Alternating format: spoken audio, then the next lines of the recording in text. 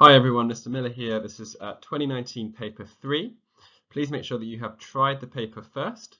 I've just done the paper and there were some very nasty questions in here. A lot of questions that should have been fairly straightforward, but quite a few questions that definitely made me think quite a lot. So we'll go through all the questions and yeah, let's get started. Okay, so question 1 was a Venn diagram question where we had to put all of the numbers in the universal set into the Venn diagram. So as always, we've done this a few times. We're going to go through each of the numbers one by one. So first of all, the number 1 I can see is in set A but not B. So we'll put it here and we'll cross off the 1. The number 2 is only in set B and not in set A, so it goes there. 3 is in neither. 4 is in neither. 5 is only in A. 6 is in both, so it goes in the middle. 7 in neither. 8 only in A. And 9 is in both of them. Part B, a number is chosen at random from the universal set. Find the probability that the number is in the set A. And you've got to remember that this means and, because it looks like an N and there's an N in and. So how many in A and B? Well, 6 and 9, so 2. Out of a total of how many numbers? 1, 2, 3, 4, 5, 6, 7, 8, 9. So 2 out of 9. Next question. Okay, Katie pays £200,000 in a savings account for 4 years. The account pays compound interest at a rate of 1.5% per annum per year. Calculate the total amount of interest Katie will get at the end of 4 years. So it doesn't want the total amount, it wants the total interest. Okay, so we're going to do our scale factor diagram. So I start off with 200,000. And I think I need to find out what I'm going to get at the end. So what is my scale factor? Well, 1.5%. If I draw this as a bar model, start off with 100%, and I add on 1.5%. I end up with 101.5%. And if I divide that by 100, 1, 2, my scale factor is 1.015. So that's my scale factor, but it's 4 years, so I'm going to do it to the power of 4. I put that in my calculator and I get £212,272. But what is my interest? Well, the interest is the amount of money I gain. So I'm going to take my final amount and I'm going to subtract my starting amount and I'm going to get my interest, which is £12,272. So really important that you're confident with scale factors. We'll do a revision lesson on percentages after the first paper, because this almost always comes up in a calculator paper. Question 3. Okay, so here we had a table showing the information about the heights of 80 plants, and I want the class interval that contains the median. Okay, well, if there's 80 plants in total, half of 80 is 40. So I'm looking for where the 40th number comes in. Well, it's not in the first category because that's only 7. And then the next one is 13. So 7 plus 13, I write 20 here. That means that in total, I've had 20 plants. Add another 14, so I get 34. So the median's still not in that one. But in the next one, if I add another 12, I get 46. So the median is somewhere in this category because it crosses 40 in that category. We've seen one of these questions before. They quite like putting them for a 1-mark question where you have to think quite a bit. Part B.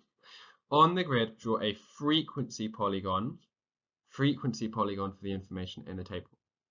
Okay, so you have to remember how to do these. There's some easy 2 marks to get, but you have to remember that on the x-axis for the height, you are going to be plotting the midpoints.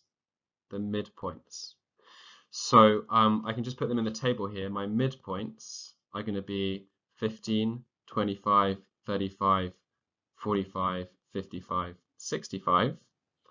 And the y-axis, it says frequency, so I'm going to be plotting my frequency. So the first one, the midpoint is 15 and the frequency is 7. So 15 is in the middle and 7 I think is here. Because from 5 to 10 there's 10 little squares and a difference of 5. So each little square is worth a half. Okay, so let's keep going. So 25 and 13 goes here. 35 and 14 goes here. 45 and 12. 55 and 16. And 65 and 18. Once you've done that, you get your ruler out, and you're going to plot all of these points with a ruler. So I don't have a ruler, but you definitely need to use your ruler. And you're not going to make a curve, you're just going to make solid lines between each point. And that is all you need to do for a frequency polygon. Okay, let's keep going. Okay, question 4. Sean has drawn a time series graph to show the numbers in thousands of visitors to a fun park. Write down 2 things that are wrong or could be misleading with this graph. Okay, so whenever I get this kind of question, something that's wrong with the graph, the first thing I'm going to look at is my axes. So on the y-axis, it seems to go up by 0.5 each time, but then from 9, it doesn't go up to 9.5. So that's definitely something that's wrong. So I'm going to say we are missing 9.5 on the y-axis. So that's the first thing. Another thing that's wrong with the y-axis is that I start at 6. I don't start at 0.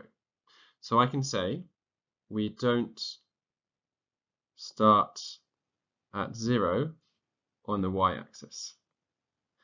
But there's a couple other things that you could have said.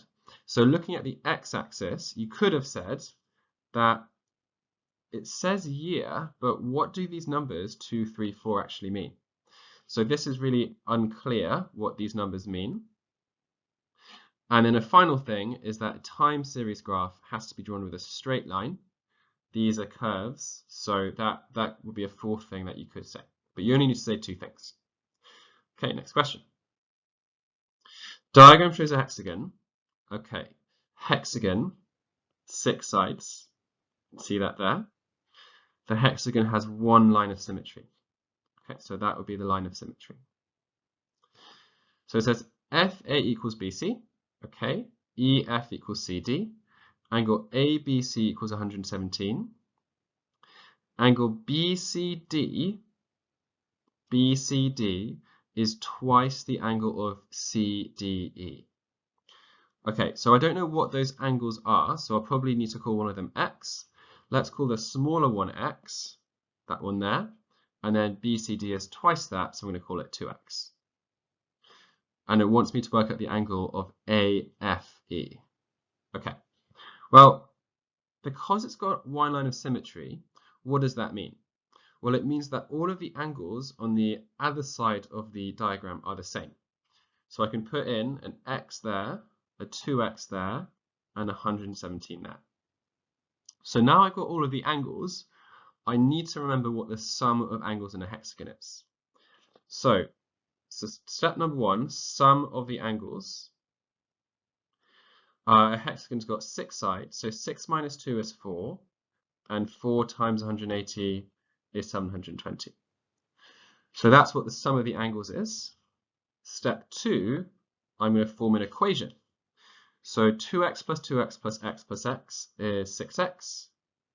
117 plus 117, just go to my working 2, 3, 4, equals 720. So now I need to solve for x. I get 6x equals 396. Divide by 6, x equals 66. But step 3, let's just find out what angle I want again. It was angle AFE, which was 2x. So 2x is 2 times 66. So I can write in my answer line 132. So not too bad of a question, as long as you realize that with a line of symmetry, the angles on both sides are the same. But even if you weren't sure, you probably could have guessed that, because there's not really much else you could have gone for, I think. Okay, next question. Okay, question 6. We had this question in class recently, so some of you might have gone through it in the work pack on the 3D shapes, but we'll go through it anyway. So Jeremy has to cover 3 tanks completely with paint. Okay, I can see a cylinder, so I'm probably going to have to work out the volume or the surface area. Okay, each tank is the shape of a cylinder with top and a bottom. Diameter is 1.6, height is 1.8. Jeremy has 7 tins of paint, and each tin of paint covers 5 meters squared. Has Jeremy got enough paint to cover completely the 3 tanks? Okay, so I think there's a couple clues in here which tell me what it is. I think this idea of covering something and this unit meter squared, so I think it's going to be a surface area question. Because surface area, you want the area of the outside, and if you're covering something, you're covering the outside. Okay, so surface area of a cylinder. It's a good thing we practiced this recently. We're going to draw the net out. And this is step 1, surface area of a cylinder. Now, we know that the diameter is at 1.6, but I'm going to draw in the radius because that's how I'm going to work out the area of the circle. And this height here is 1.8.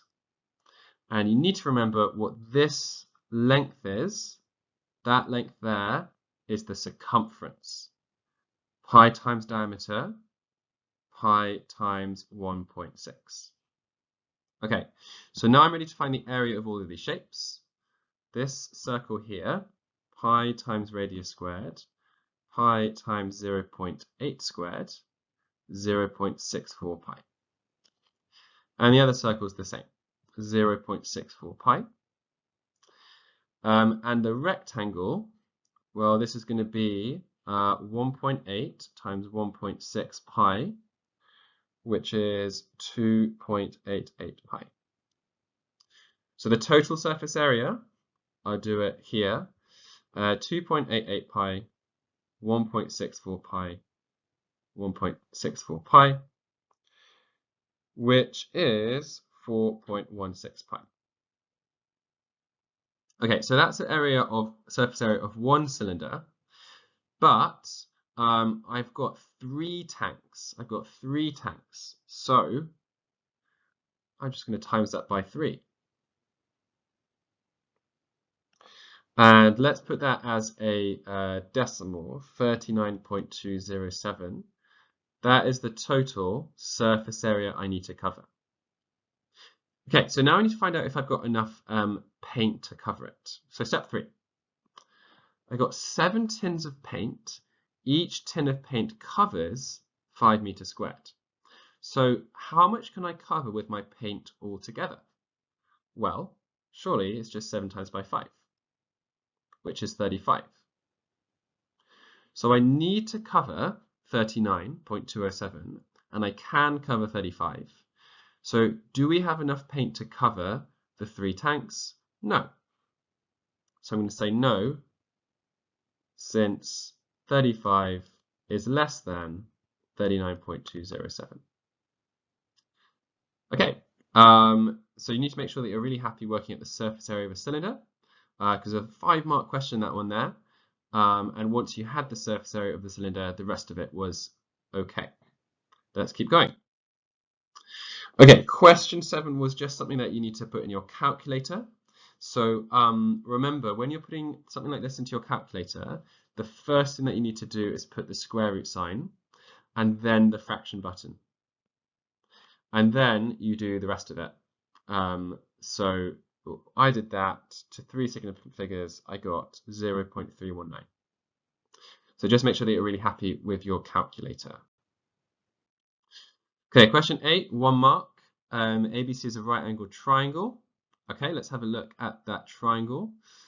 So 8 looks like it's the hypotenuse. Here is Sarah's method to find the length.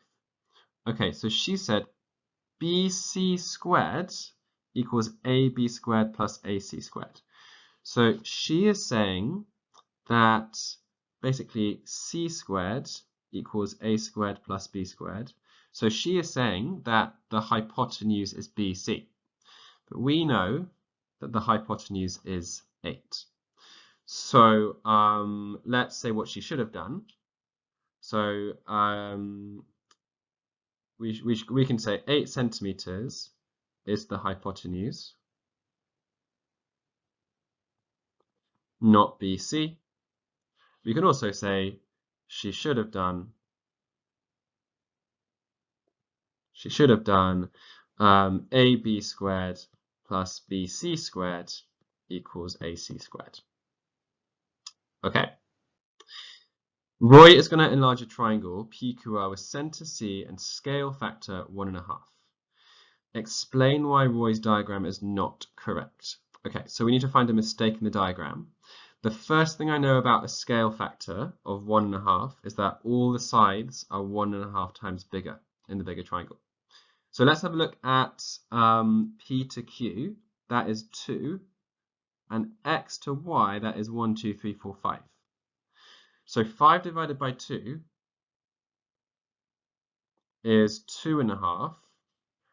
So the error is the scale factor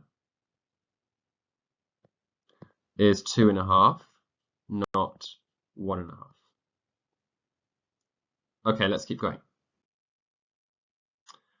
Okay, so this question 9 was a really nasty question. We've seen ratio questions like this before, where it says there are 6 machines. All the machines work at the same rate. They can make the boxes in 9 days. How many days would it take if you had 4 machines? And that you could do, if it says something like that, it would be 6 machines to 9 days. Or what did I say? 4 machines. And in this case here, what you could do is find out how long it would take for 1 machine, which would be 54 days, and then divide that by 4 to get however many days. But it's not the case here. This is more complicated because you've got on day 1, 3 machines working, on day 2, 4 machines working, day 3, 5, etc. So it's not going to be as straightforward as this. But there is a method that you can do, which I'll explain, where you can work this out. And it starts off by basically doing the same first step. So the same first step is to say, well, 6 times by 9 is 54. So in total, it would take 54, we call it machine days, because you've got 6 machines and 9 days. So we say 6 machine days to make all of the boxes. Now, on day 1, you've got 1 day and 3 machines. So that would be 3 machine days on day 1. And day 2, you've got 1 machine, sorry, you've got 4 machines in 1 day. 1 times 4 is 4. And day 3, same thing with 5. So the first 3 days, 3 plus 4 plus 5, is 12 machine days. So what have you got left for the other days? Well, you can do 54 minus 12, which is 42 machine days. Now, in all the other days, all of the machines work. So to find out how many days it takes, you can do 42 divided by 6, which is 7 days. You can basically think of it as like a triangle where you've got machines here, you've got days here, and machine days at the top.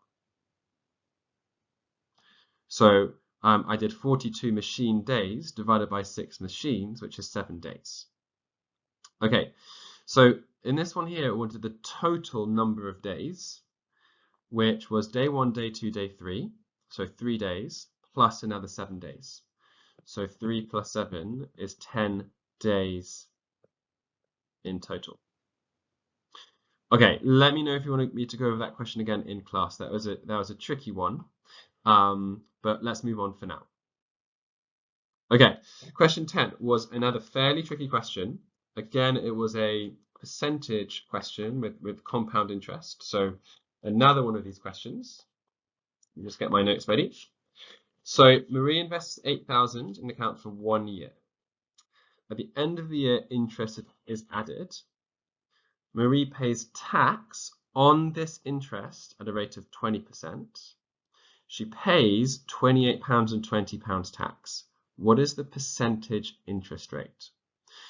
Okay, so let's start off with what I know the tax is. The tax is 20%, and the tax is also £28.80.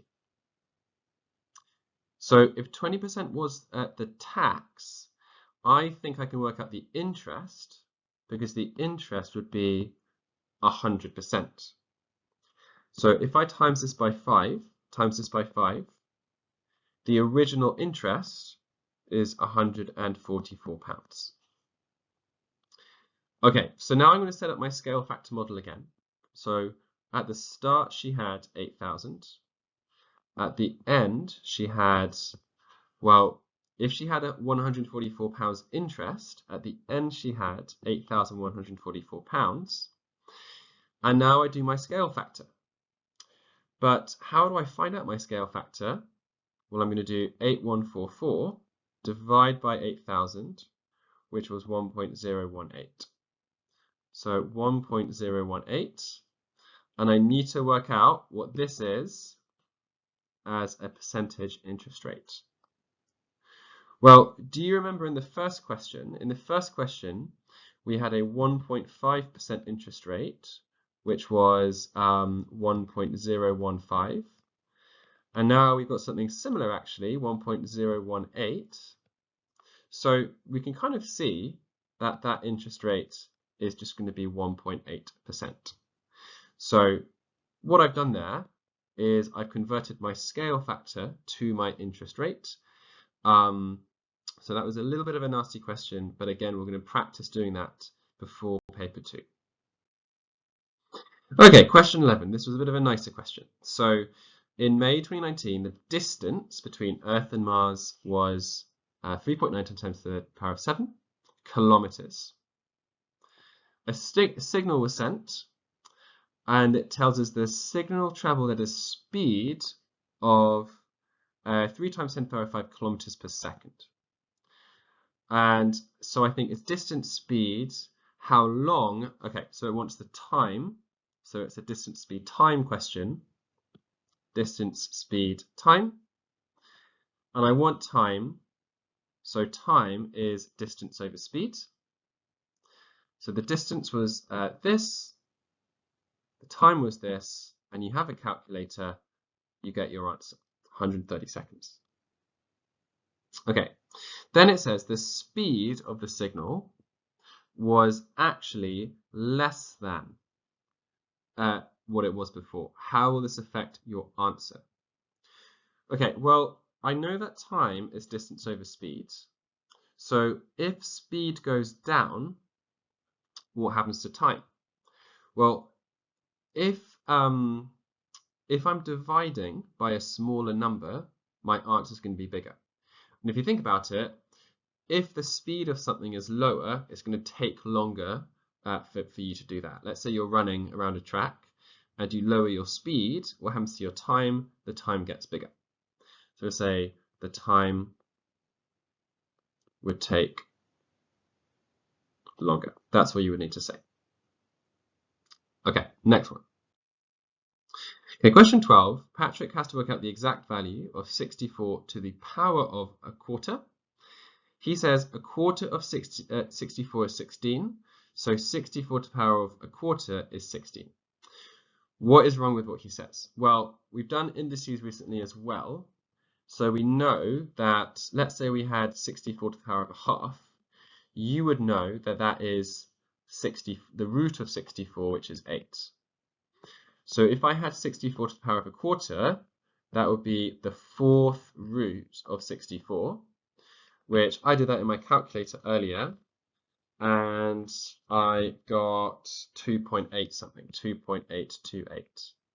So what he's done is he's taken a quarter of 64, not done the fourth root. So let me say he needs to take the fourth root of 64, which is 2.828. Okay, next question. Question 13. Okay, the density of ethanol is 1.09. The density of propylene is 0.97. Okay, I don't really know what those things are, but I know it says density. 60 litres of ethanol are mixed with 128 litres of propylene to make 188 litres of antifreeze. Okay, I think this is a mass density volume question. So we'll draw Miller on top, Davies on bottom. You see that this comes up quite often. We've had this before. And I'm going to draw a table, I think. So I'm going to draw mass, density, and volume. So we had ethanol, we had propylene, and in total they make antifreeze.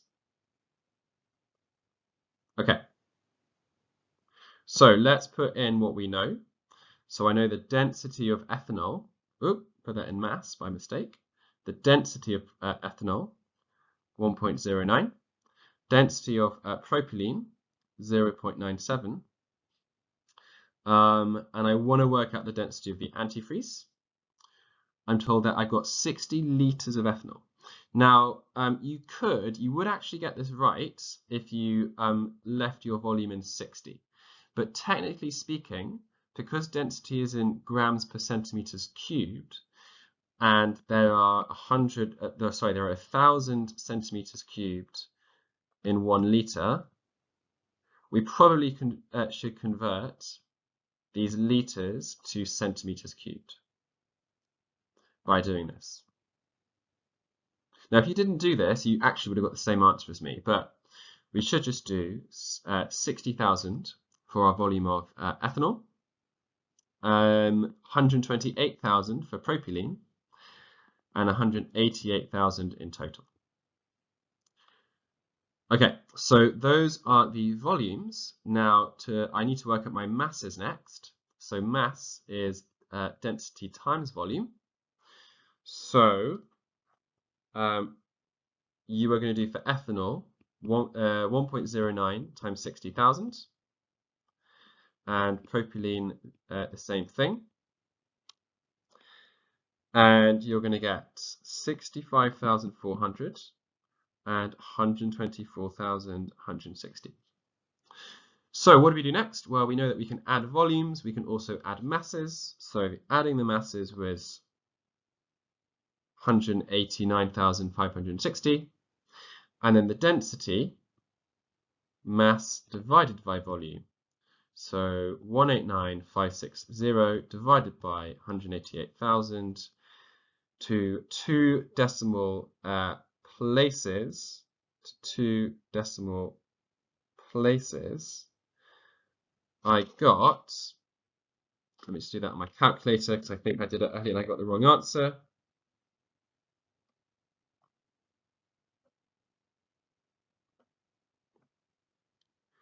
Uh, 1.01. 1.01 is my answer. Okay, next question. Okay, question 14 was a nice question, but it was very tricky. So the diagram shows a rectangle, A, B, C, D, E, and 2 congruent triangles. Now, what I imagine lots and lots of you did is to say, okay, these look like a right angle triangle, so I can do SOHCAHTOA. But actually that would be wrong, and you would get 0 out of 4. And the reason why that would be wrong is because it doesn't tell you that those are right angles, so you cannot assume. What you need to do is look at the information. So the area of rectangle ABDE equals the area of triangle AFE plus the area of triangle BCD. So what does that mean? The two triangles add up together to make the area of the rectangle. We're also told AB to AE is 1 to 3. So what does that mean? I think that means that AE is 3 times bigger. So I sat with this problem for a while and I was like, I don't really know what to do because I can't work out the length AE or AF because it's not a right angled triangle, and I don't know what the lengths AB or AE are. So what I'm going to do is I'm going to make up X. I'm going to call X AB. And therefore, if AB is X, AE has to be 3X because it's 3 times bigger. And then I'm going to use this equation here and set up an equation. Okay, so how do I do that? Well, the area of rectangle ABDE, that is easy. That is 3x times x, which is 3x squared. What about the area of triangle AFE? Well, what methods do I know to work out the area of a triangle? I can't use base times height divided by 2 because first of all, I don't have the base, and second of all, it's not right angled. But the other method that I know is a half AB sine theta. And that is what I need to use. That is what I need to use because I've got an angle, theta, that's my angle 30, and my two sides are either side of that triangle. So, what is AFE? So AFE is a half times A times 3x times sine 30. Okay, so sine 30 is a half.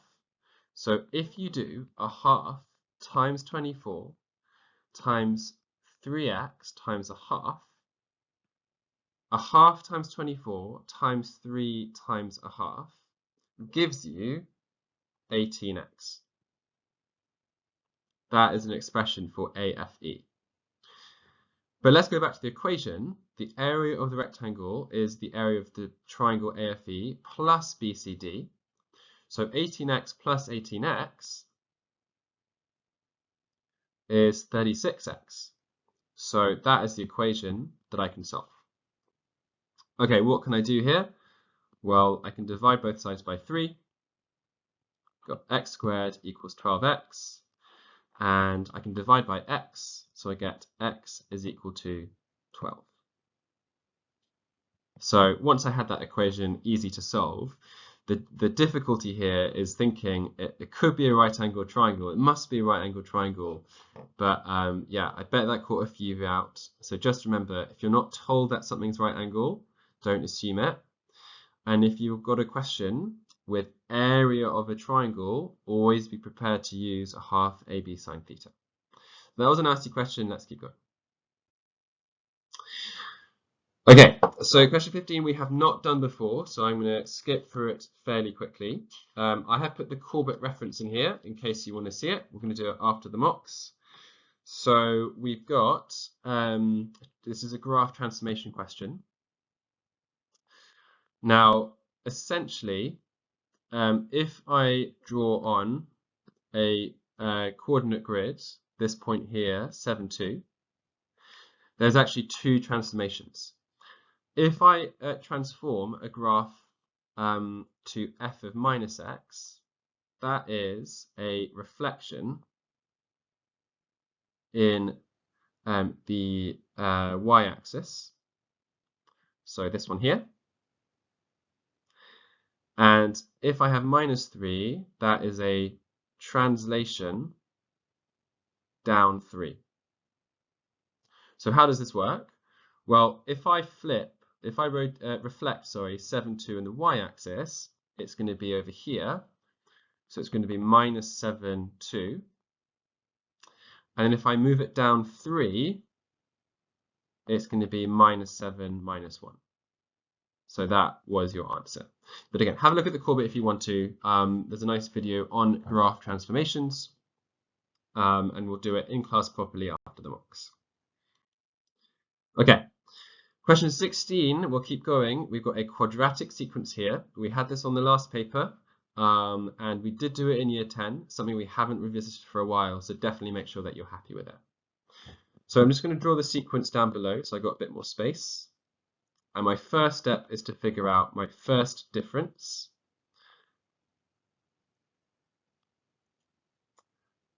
And then my second difference. So because my second difference is +4, I'm going to divide that by 2 to get 2, and my sequence is going to start with 2n². Then what am I going to do? Well, this is my original sequence, I call that S, and I want to write out my 2n² sequence. So I started with my n² sequence. 1² is 1, 2² is 4, 9, 16, 25. And then the 2n² sequence, I would double those numbers. So 2, 8, 18, 32, and 50.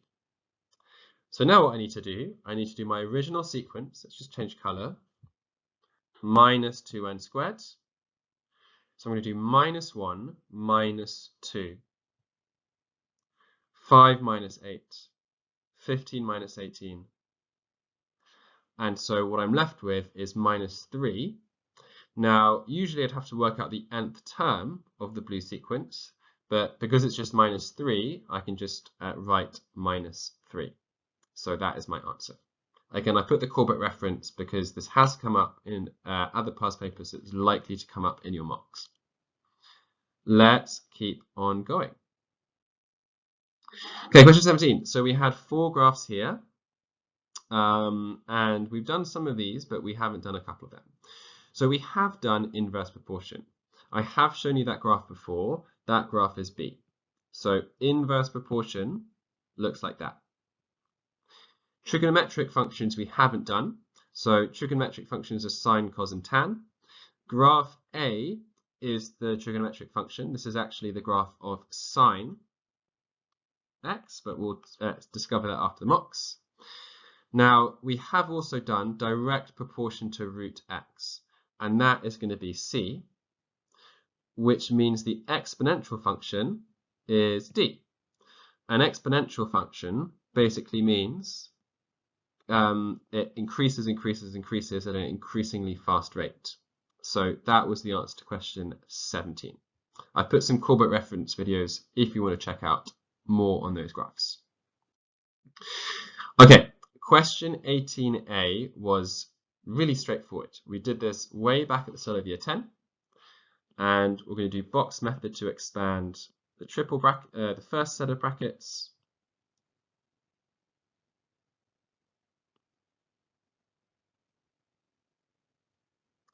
And then we'll do a 3x2 box here.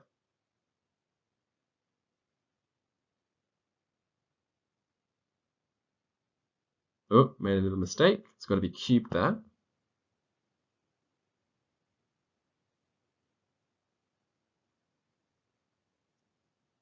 So I get my answer. You just need to be careful with your working out, not to make a silly mistake. That was my answer. But part B was tricky. Right, so part B was a nasty, nasty question. So there's 2 ways to think about this question. I can see it's an inequality, and I can see a squared sign. So it's a quadratic inequality question. So if you had done 1 minus, if you just said, okay, I'm going to square root it, and I get 1 minus x is less than 3/4, you've actually kind of turned the quadratic inequality into a linear inequality, which you can't actually do. So you would have gone 1 mark for that, I think, but that's actually not correct. So what we're going to do is we're going to and this is a horrible, horrible question, we're going to expand out the bracket to 1 minus x all squared. So that gives me 1 minus x, and x squared. So I have x squared minus 2x plus 1 is less than 9/25, and I want everything to equal 0. So x squared minus 2x. Now 1 minus 9/25, you could do that in your calculator, but it is 16/25. Okay, now what you can actually do here is a quadratic equation, and it doesn't look like you can factorize it, but let's actually think about how we can. So I want two numbers that multiply to make 16/25 and add to make minus 2. So what could those numbers be? Well, because they multiply to make a positive and add to make a negative, I think they both have to be negative. Because negative times a negative is a positive, negative times, and two negatives added together give something that is more negative. So they both have to be negative. Now, if they multiply to give a fraction, I think both of these numbers have to be a fraction. And if you think about what the denominator on those fractions has to be, I think the denominator has to be a fifth, because 5 times 5 is 25. Now, what could the numerators be? What multiplies together to make 16? Well, let's try 4 and 4. If it was 4 and 4, these multiply to make 16/25. But do they add to make minus 2? No, they add to make minus 8/5. So let's try something else. Let's try 2 and 8, because 2 times 8 is 16. Now, when you add these things together, you do get minus 2, because you get minus 10/5, which is minus 2. So these are my numbers, and now I can put these into my brackets.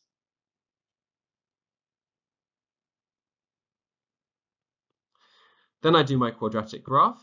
So 2/5 here, 8/5 here, because you have x1 and x2. You can draw this graph, and you want it to be less than 0. So we're going to go underneath the axis. So your answer is going to be 2/5 less than x less than 8/5. So horrible question there, lots of work for 3 marks. We haven't really seen anything where we have to factorize into something that makes a fraction, but that is how you would do it. I'd be very surprised if many of you got that one right, but don't worry, I'm sure in the actual exam not many people got that one. Let's move on to the next question. Okay, question 19. This was a lot nicer. We went through this question in class this week when we did bounds. So this says d equals u squared over 2a. We've got u equals 26.2, correct to 3 significant figures. A equals 4.3, correct to 2 significant figures. And we want the upper bound for d, answer to 6 significant figures. Okay, so first step, error intervals. We did this lots in class. 26.2 in the middle. The third significant figure is the 2. So go up by 1 and down by 1. And I'll put the numbers in the middle. Same thing for A. So 4.3 in the middle, 4.4 at the top, 4.2 at the bottom.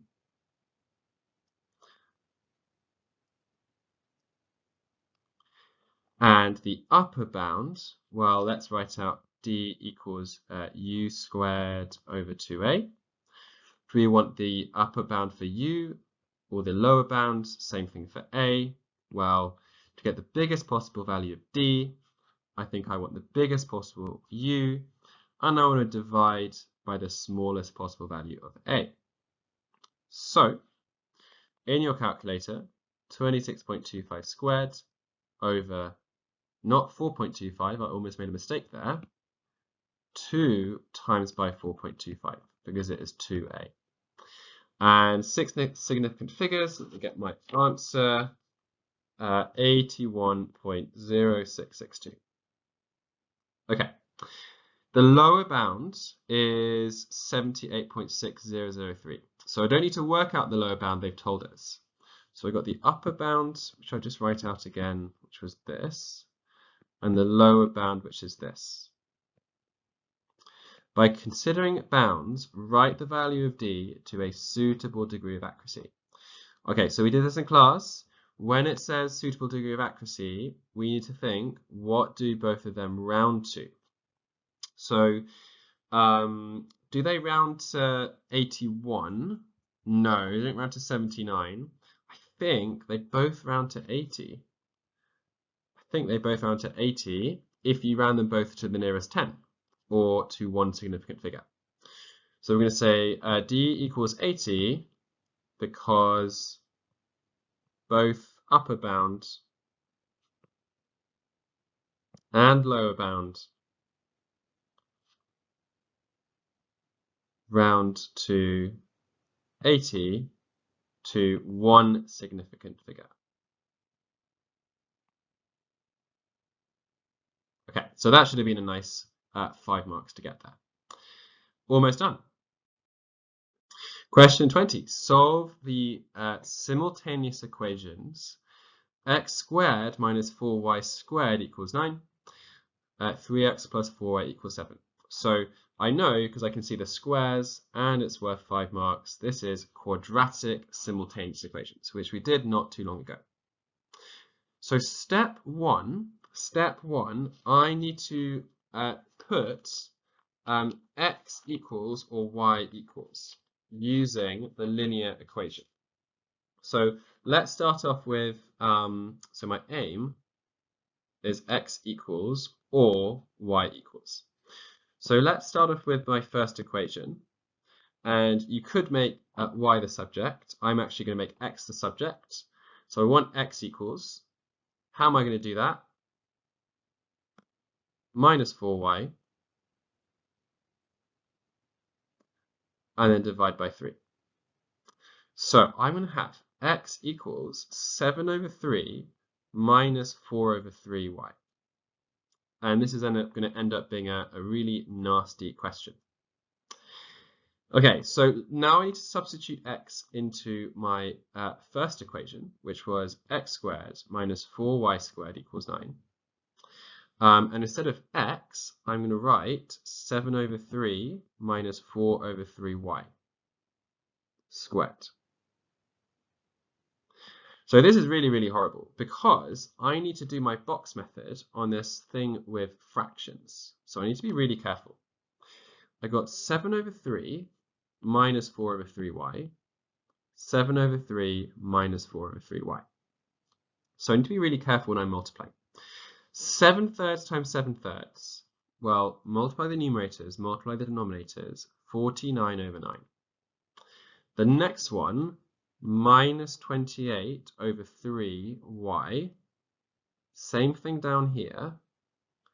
And then minus 4 over 3y times by minus 4 over 3y. That's going to give me positive 16 over 9y squared.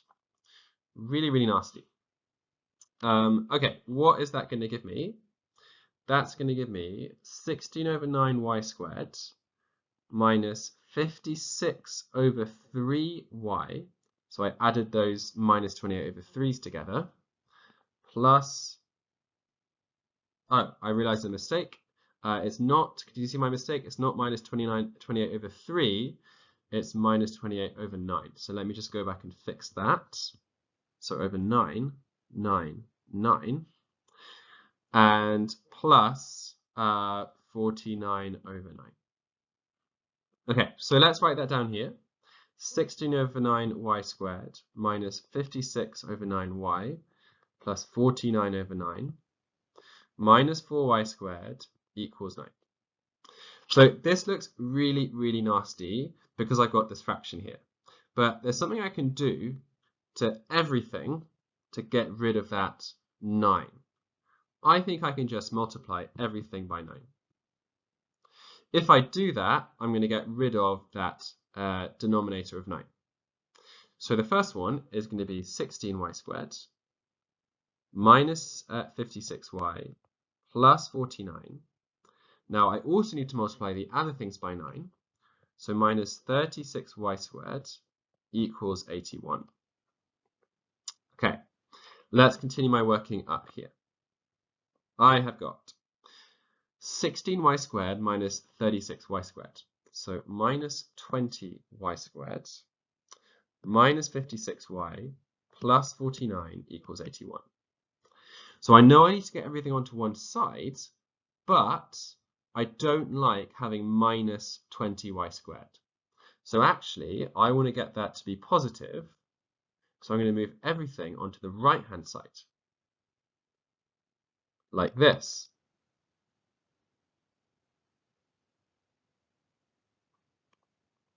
Okay, so I've got 0 equals, I've got 20y squared plus 56y, and 81 minus 49 was 32. Okay, really nasty, nasty, nasty. Can I simplify it here? Yes, I can. So I think I can just divide everything by 4.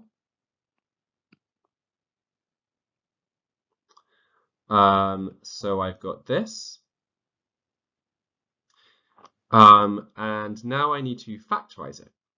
Okay, so two numbers that multiply together to make 5 times 8, which is 40, add together to make 14. And I think those numbers, if you think about the factors of 40, not 5 times 8, 10 times 4. So that's going to work. So 0 equals 5y squared plus 10y plus 4y plus 8. Factorize both sides. And put them together. So I got 5y plus 4, y plus 2. I'm running out of space. Let's change color pen. So I've got y2 equals minus 2. And for y1, let's do it next to my face,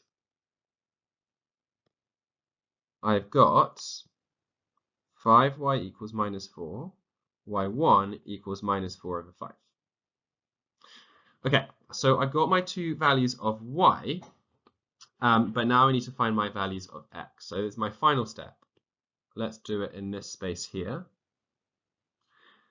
What is my equation for x? X was equal to 7 over 3 minus 4 over 3y.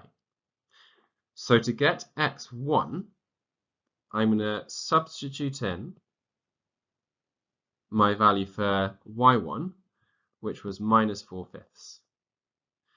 And if you do that in your calculator, it's a good thing you've got a calculator for this, you get 17 over 5.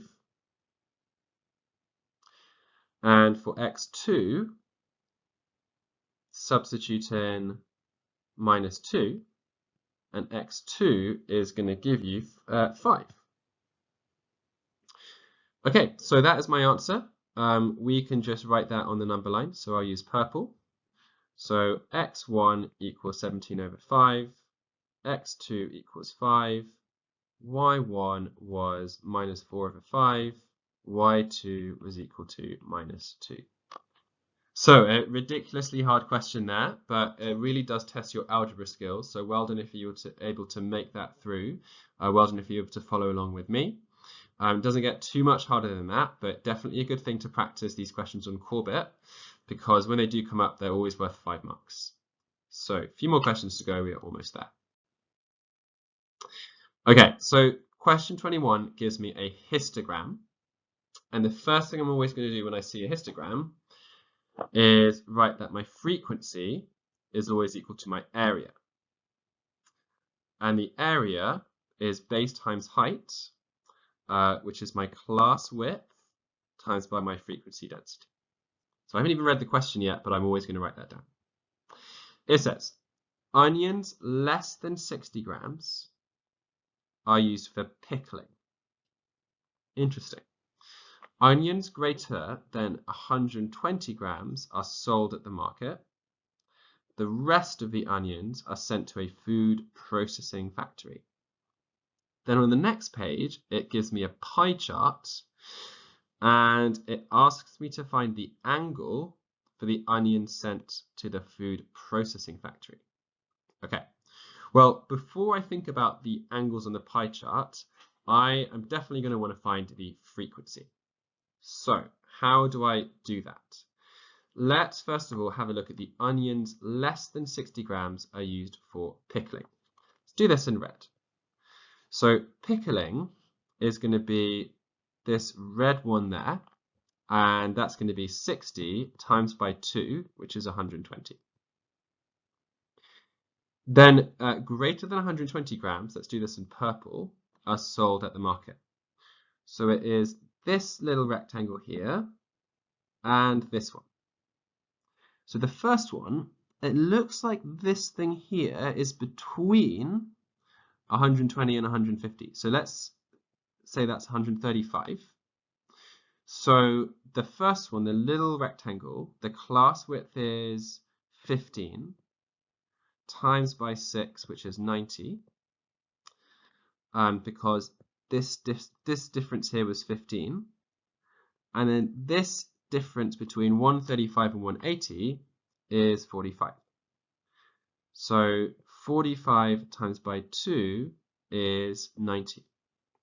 So altogether, sold at the market, 180. So let me just start putting that into my Venn diagram. So sold at the market was 180. Pickling was 120. That's good because sold at the market looks like a bigger bit of the pie. And then the rest, let's do this in a green, are going to be sent to the food processing factory.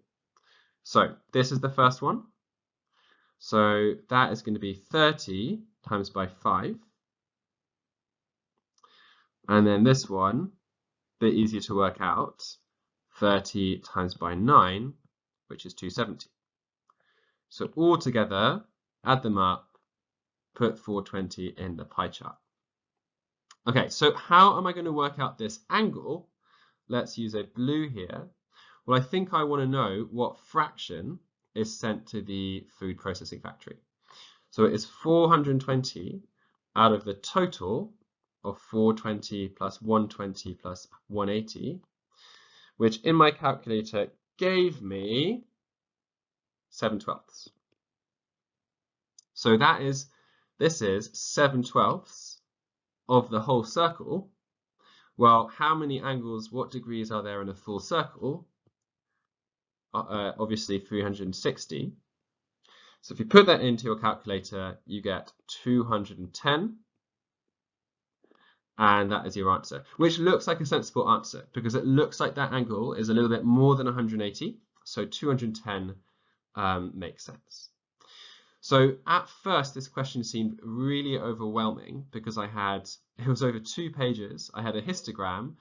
I had all this information about onions, and I also had the pie chart. But if I used the information in the question, went through it carefully, I did end up getting my answer, and that was a 4-mark question, so you were expecting to do quite a bit of working there. 2 questions to go. Okay, question 22. I really like this question. I have shown it to you before in class. Let's go over it. So we got a circle, center O. AB is tangent to the circle. That's a really important word, tangent. If I got a tangent to the circle, I'm immediately thinking right angle. Okay, OBA equals 30. B has coordinates 16, 0. Point P has coordinates 3P and P. I want to find the value of P correct to 1 decimal place. Okay, so immediately, because I saw a tangent, I am thinking the tangent is perpendicular right angle to the radius. So I'm going to put in that right angle there. Okay, so what could I work out? Do I know any other lengths on that diagram? What does this 16, 0 tell me? What does that tell me? I think it tells me this length here of my right angle triangle. It's just 16. So what could I work out? Well, I could work out the length AB, but I actually think it would be more helpful to work out the radius. Let's call that radius x. And the reason why, if I know that radius x, I think it can also help me because this is another radius is also going to be the same length. So let's find out the length of that radius x. So step one, we're going to draw out this right angle triangle again. 30 degrees, 16, x. We'll do SOHCAHTOA to label it. Hypotenuse, opposite, adjacent. So SOHCAHTOA, I think I want sine. So sine theta, sine 30 equals x over 16, times by 16, times by 16, and I get x equals 8. Great, that's really good news. Let's mark on that x is 8. And now let's have a look back at O to P. Well, O to P is also going to be 8. Why? Because it is also a radius. So, can I work out now what my value of P is? Well, if I draw a small little green line here, what have I done? I think I have formed another right-angled triangle where my base is 3p, because that's my x coordinate, and my height is p. So step 2, let's draw out that right-angled triangle again. My hypotenuse is 8, 3p is the base, and p is the height. So how can I now work out my value of p? Well, I've got a right-angled triangle, I've got 3 sides. Let's use Pythagoras. So, what is a squared? 3p squared plus p squared equals 8 squared. Careful here with 3p squared. It's 3p times 3p, which is 9p squared. Altogether, I've got 10p squared. Let's finish the question up here. So, solving this equation now. Square root both sides. 1 decimal place. Let's just do that on my calculator. Square root of 6.4 is 2.5.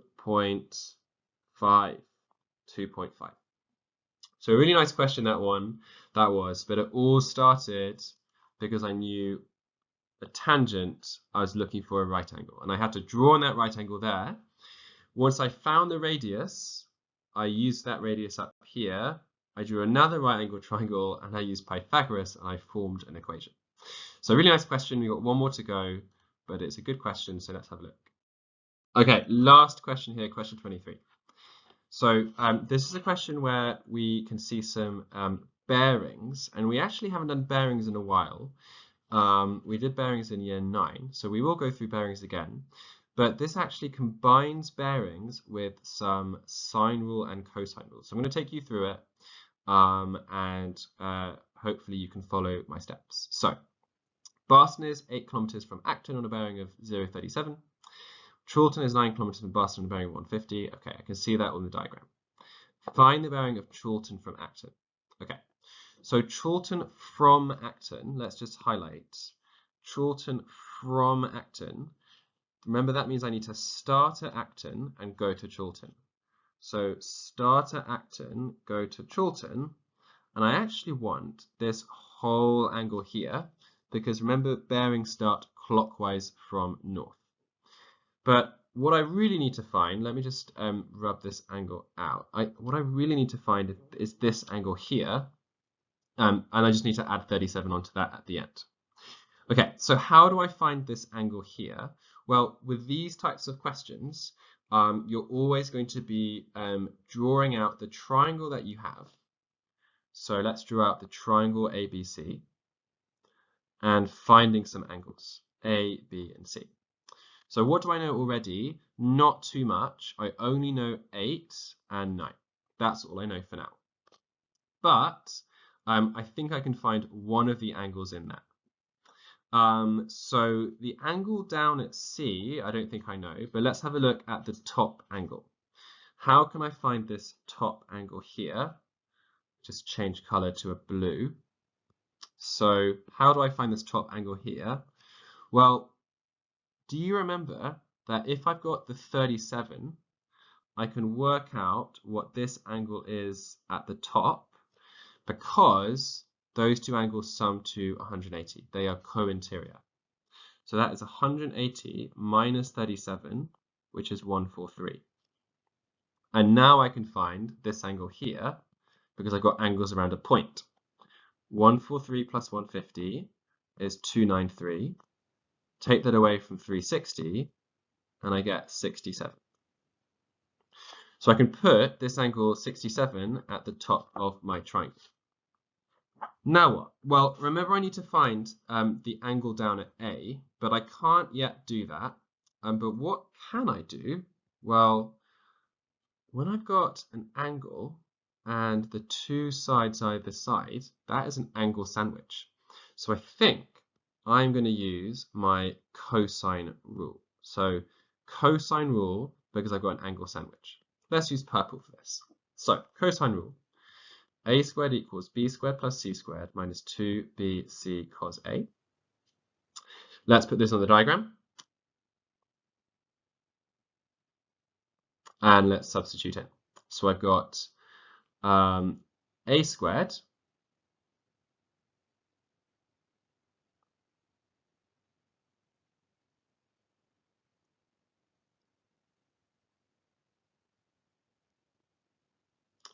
and if you put that all in, you get a squared equals 88.7347. Square root that, you get 9.4199. And I don't want to round it too early because then my answer is not going to be accurate. So 9.4199. Okay, so that is definitely going to help me. And the reason why it helps me, let's now change to green, is remember, I want to find this green angle here. I wanted to find this green angle here to find my bearing. And with my value of A, I've now got a pair of an opposite side and an angle, and I've got the angle that is the side that is opposite my green angle, so 9. So what I'm now going to do, let's call this angle Y. I'm going to say sine Y over 9 equals sine 67 over 9.4199. And now I can find my angle Y times by 9 on both sides. I'll put the links to the sine rule, cosine rule on the slide. So sine Y equals 9 sine 67 over 9.4199, which was 0.87947. And to find Y, I'm going to do inverse sine of that. So that angle was 61.578. So put that on both of my diagrams. Put that on both of my diagrams. So now, just to get my highlighter out one more time, my total bearing was this whole green angle here. So the total bearing, I'm going to add those together, 37 plus 61.578, which was 98.6 to 1 decimal place.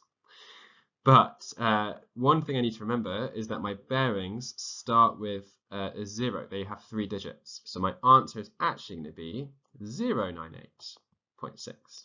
So they try to trick me out at the end, but remember that my bearings start with 0 if they're less than 100. So that was a pretty nasty question, but yeah, nice recap of bearings, nice recap of sine rule and cosine rule. So that is all of the questions. Okay, bye-bye.